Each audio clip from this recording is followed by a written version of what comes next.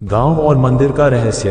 अरावली की पहाड़ियों के बीच बसा था एक पुराना गांव कालीपुर। ये गांव जितना सुंदर था उतना ही रहस्यमय भी। गांव के बीचों बीच सदियों पुराना काली माँ का मंदिर था। गांव वालों की मान्यता थी, काली माँ हमारी रक्षक है, वह हमें अकाल, महामारी और शत्रुओं से बचाती है। पर अगर कोई उनके नियम तोड़े तो वही माँ भक्षक बनकर उसे निगल जाती है। हर पूर्णिमा की रात गांव में विशेष पूजा होती। ढोल नगाड़े बजते, औरतें लाल साड़ी पहनकर आरती गाती। लेकिन इस पूजा में एक और काला राज छिपा था, बलि। कभी जानवर की, कभी इंसान की। संध्या का बचपन। इस गांव में रहती थी एक लड़की संध्या।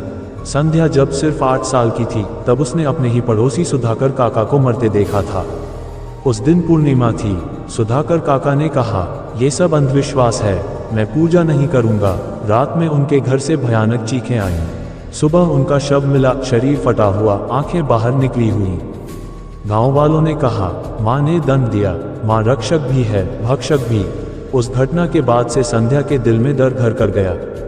समय का पहिया। संध्या बड़ी हुई और शहर में पढ़ाई करने चली गई। लेकिन उसकी माँ सरोजिनी देवी हमेशा कहती, बेटी चाहे जहाँ रहो, हर पूर्णिमा पर गांव लौटकर माँ की पूजा जरूर करना। माँ से मुंह मोड़ा तो जीवन नष्ट हो जाएगा। संध्या हर बार मजबूरी में गांव लौटती।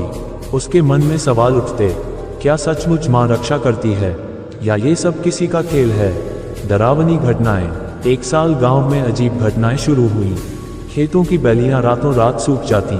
बच्चे अचानक लापता हो जाते। रात को झोपड़ियों के पास काली परछाइयां घूमती। गांव वाले फिर से मंदिर की ओर भागे। पुजारी ने कहा, माँ नाराज है, इस बार इंसान की बलि देनी होगी। संध्या चौंक गई। आज के जमाने में भी इंसान की बलि।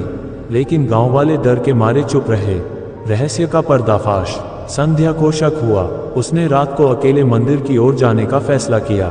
मंदिर के पीछे एक पुराना तहखाना था। वह धीरे धीरे अंदर गई और जो देखा उसकी रूह कांप उठी। चारों तरफ खोपड़ियों के ढेर पड़े थे। दीवारों पर खून से बने मंत्र लिखे थे और बीचों बीच एक बड़ा लोहे का सिंहासन जिस पर मानव हड्डियां जड़ी थीं। अचानक उसे अपने पिता की तस्वीर दिखाई दी। संध्या के पिता उसके बचपन में ही गायब हो गए थे। माँ हमेशा कहती, उनका हादसे में देहांत हो गया। लेकिन वहां पड़े कपड़े और वस्त्र देखकर सच सामने आया। उसके पिता को बलि चढ़ाया गया था। असली भक्षक कौन?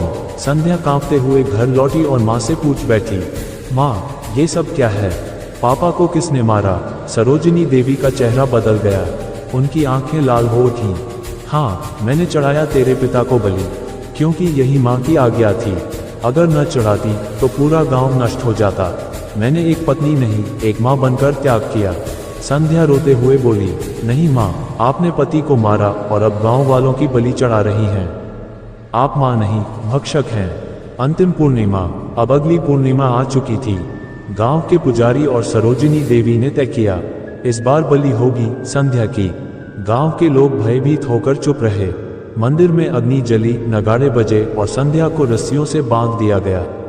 लेकिन तभी संध्या को अपने पिता की पुरानी डायरी याद आई। उसमें लिखा था, भक्षकिनी का अंत केवल उसका अपना रक्त करेगा। जब उसकी ही संतान उसे सत्य का दर्पण दिखाए तभी उसका नाश होगा। दर्पण और भस्म। संध्या ने जेब से एक आईना निकाला जो वह पहले से साथ लाई थी। जैसे ही उसने वह माँ सरोजिनी देवी के सामने किया, सरोजिनी देवी का असली रूप बाहर आ गया। उनका चेहरा विकृत हो गया, दांत नुकीले हो गए, शरीर पर काली लपटें थीं। गांव वाले दहशत में भागने लगे।